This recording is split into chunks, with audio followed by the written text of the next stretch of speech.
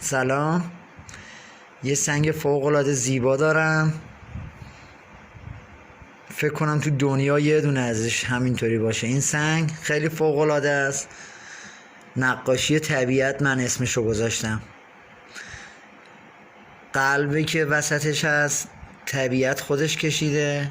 صورتش، دماغش شبیه نقشه ایران تقریبا. بعد از زاویه های دیگه نگاه میکنی شبیه یه صورت های دیگه است.